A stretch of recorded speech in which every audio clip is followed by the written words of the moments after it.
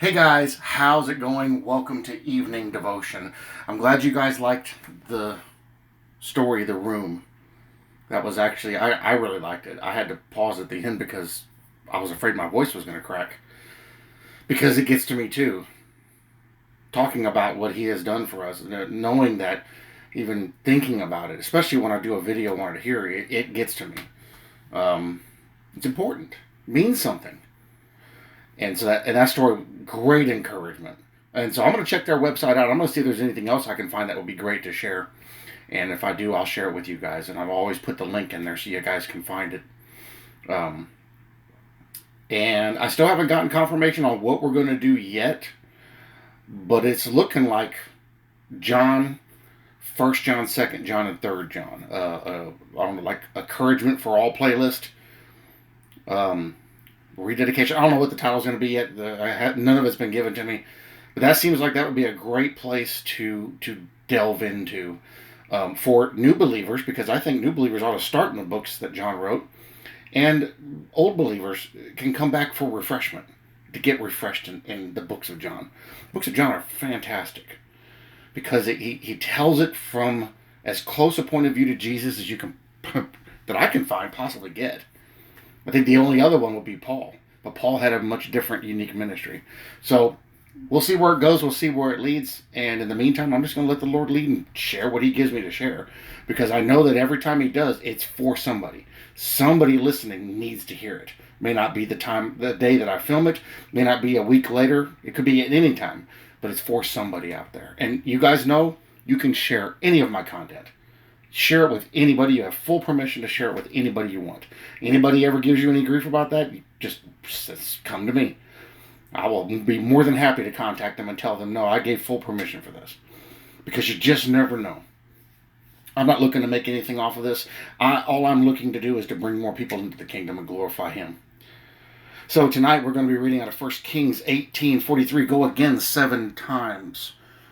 Let's read this because this actually Kings would be a good one to get into also. Kings has got a lot of information, but that one will take a while. So the whole verse says, and said to his servant, go up now, look toward the sea. So he went up and looked and said, there is nothing.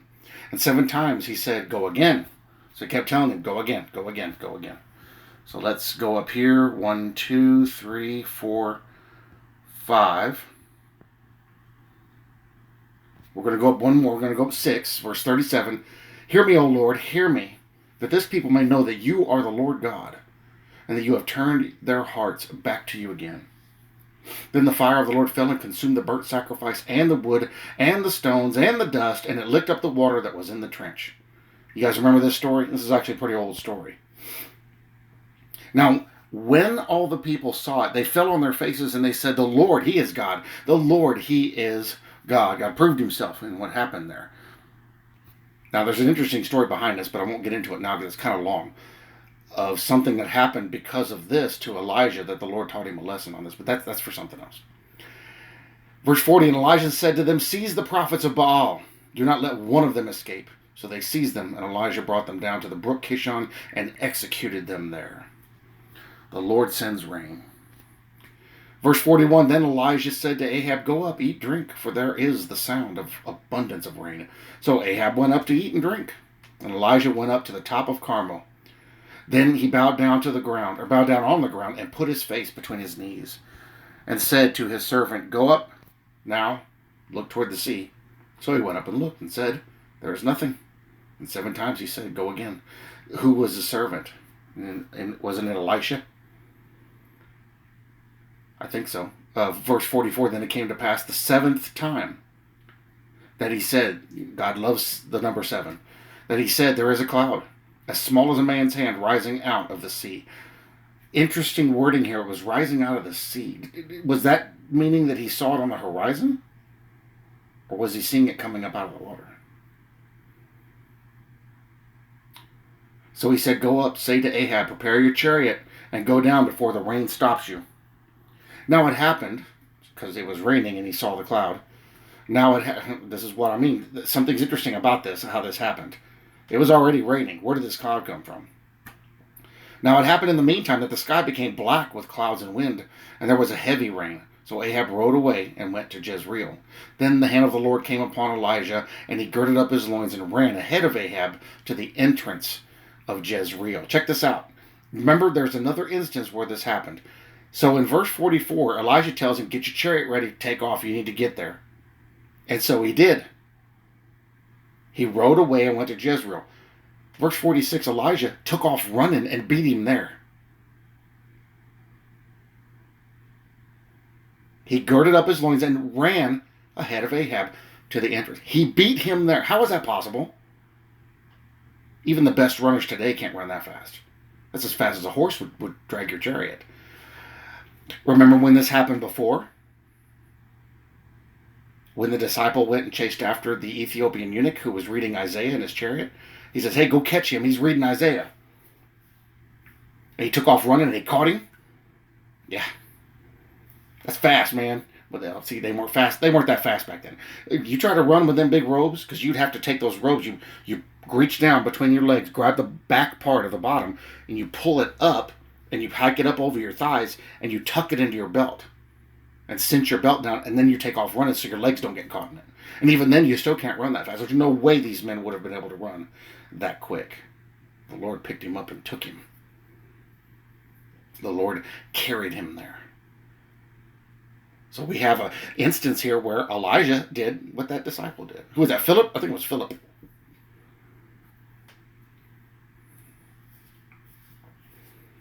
Kind of interesting. I don't know if a lot of people caught that in there. Yeah, same instance here. He took off running. Elijah took off running and beat him there. Pretty cool. I love the Bible. So much stuff in here. Success is certain when the Lord has promised it. Success is certain when the Lord has promised it. Although you may have pleaded month after month without evidence of answer, it is not possible that the Lord should be deaf when his people are earnest in a matter which concerns his glory. What would be something that would concern his glory? Helping others, salvation, bring glory to the kingdom, anything that would align with his will. The prophet on the top of Carmel continued to wrestle with God, and never for a moment gave way to a fear that he should be non-suited in Jehovah's courts. 6 times the servant returned, but on each occasion no word was spoken, but go again. We must not dream of unbelief. Guys, this is all about encouragement this year. It's no wonder it's no surprise and no mystery that we're in these devotions this year, because this is the year of encouragement. We need this. The church needs this. We have some people stepping up and giving encouragement. The church needs this. As much prophecy as we see, as much other stuff we see unfolding, the news isn't near as important as encouragement for the body. The body needs this today. We must not dream of unbelief, but hold to our faith even to 70 times 7. Faith sends expectant hope to look from Carmel's brow, and if nothing is beheld, she sends again and again. You don't give up just because your prayer didn't get answered. Wait on the Lord. So far from being crushed by repeated disappointment, faith is animated to plead more fervently with her God. She is humbled, but not abashed. Her groans are deeper, and her sighings more vehement, but she never relaxes her hold or stays her hand. It would be more agreeable to flesh and blood to have a speedy answer, but believing souls have learned to be submissive, and to find it good to wait for as well as upon the Lord. Delayed answers often set the heart searching itself, and so lead to contrition and spiritual reformation. When people don't get an answer right away, or the answer they were looking for, they automatically start to condemn themselves and blame themselves. We're guilty of that. What did I do wrong? Why is God mad at me? And that's not the case. Deadly blows are thus struck at our corruption, and the chambers of imagery are cleansed. The great danger is lest men should faint and miss the blessing. Reader, do not fall into that sin, but continue in prayer and watching. At last the little cloud was seen, the sure forerunner of torrents of rain, and even so with you the token for good shall surely be given, and you shall rise as a prevailing prince to enjoy the mercy you have sought. Elijah was a man of like passion with us. His power with God did not lie in his own merits. If his believing prayer availed so much, why not yours? Plead the precious blood with unceasing importunity, and it shall be with you according to your desire. Now, a lot of people were like, yeah, but I've asked God for stuff and he's never given it. Okay, you have to remember, When somebody speaks of your desires, even when the Lord said, ask and it shall be given you, he's not talking about every whim that you think of. He's not talking about everything that you want, because especially if it's something you use for yourself or for your glory. Now, don't get me wrong. If you need help, he's going to help you. He's going to send it. If you need something, he's going to send it and provide it. But why are you asking for that? What is your purpose behind asking for that? And what are you going to use it for if he provides that for you? See, when I had prayed through, it was right around 3 years ago for this, no, 2 years ago for this tractor. 2.5 years ago.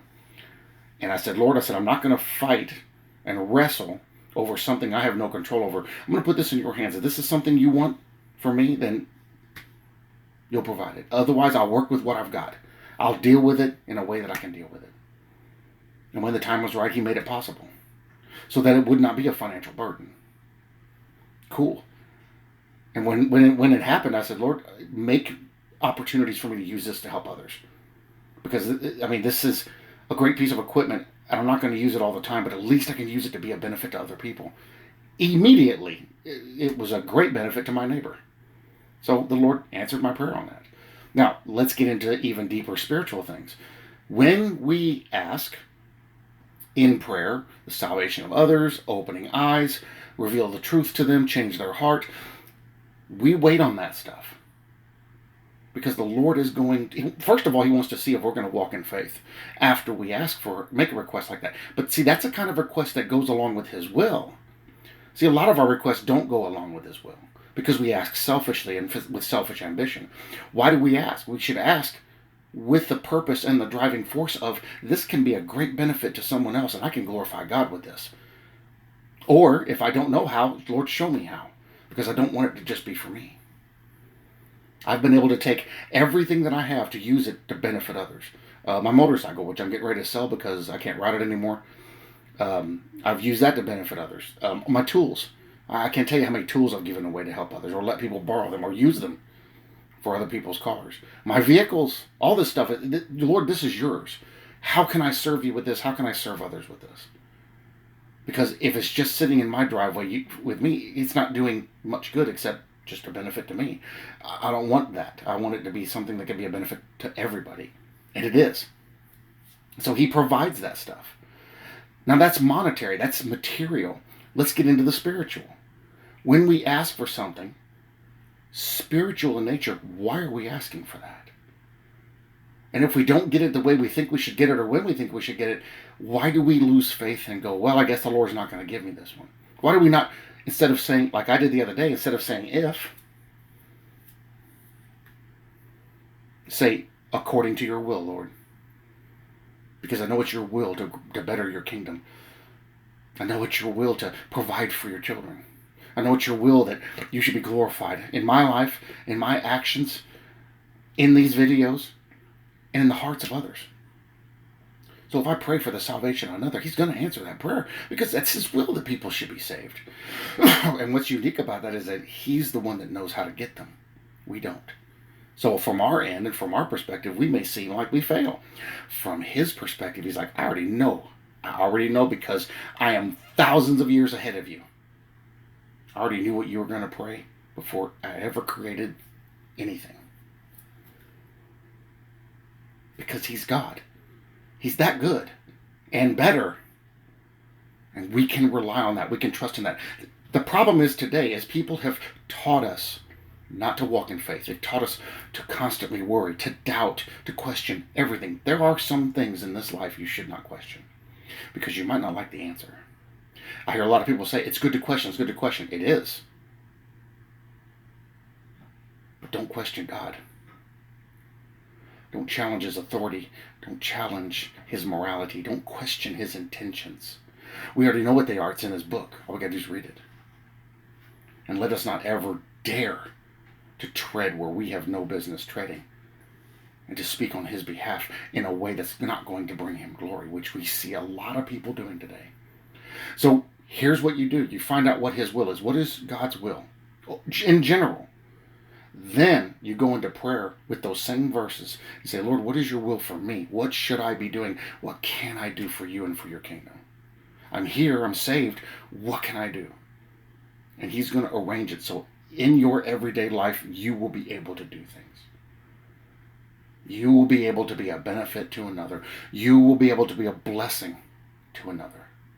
Somehow, some way. He arranges that. And it's remarkable. It's amazing. It's incredible. I can't even tell you how many people we've been able to help over the years. Kids, adults, you name it. That's God. He arranges that. So just because you ask and don't receive it right away, don't count it as, well, I did something wrong. God's mad at me. How can he be mad at you? Sure, we get chastisement. Sure, we get correction. How can he be mad at you? Think about it. And so we wait on his answer in faith. And we move forward. We don't just stand still. We wait by living. We keep living and we keep doing it. And every now and then, if it pops into our head, we ask the Lord, Lord, I want to lift my request up again. And I don't want to be repeating myself, but I'm just reminding myself about it. Because he remembers everything. He's not like us. I can say a prayer one time about one thing, and 10 years later, the Lord's going to fulfill it. And matter of fact, 20 years ago, I made a prayer. When I got saved in that little tiny trailer at Greyhound RV Park in Corpus Christi, Texas, I made a request. I said, Lord, if I can serve you in some form of ministry, please make it possible. I would love to have a ministry of some kind. I don't know what your will is for that, but that is what my prayer is, and I'll put it in your hands and trust you for that. 20 years later, I have it. 20 years later, he answers that prayer. 20 years later, through hell and high water, through every form of whatever you can imagine that this life can give, I've been through almost all of it.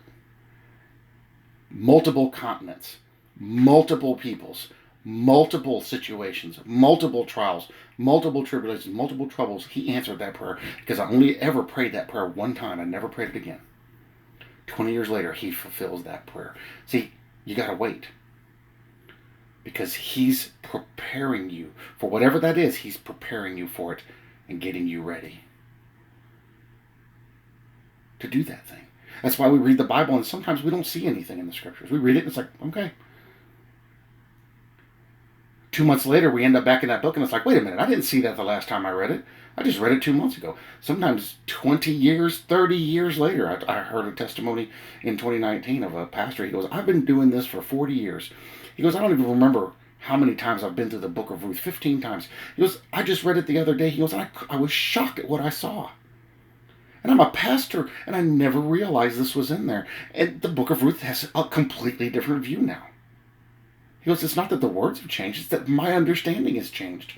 And now that book is more alive to me than it ever has been. I never paid much attention to it. But now, I find all kinds of things in there. And he made this interesting statement at the end of the interview. He said, if the book of Ruth has come that alive and I have seen more in that, what else have we missed in the Bible? And what else should we be sharing with the world?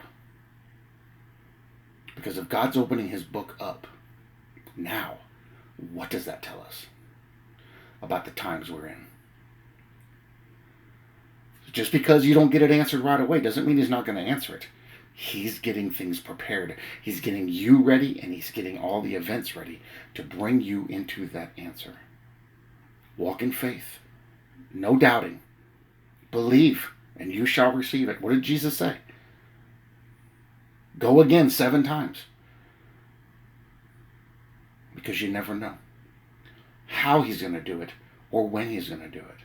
But I can tell you this for certain, from personal experience, he does it at the perfect time. The perfect time, every time.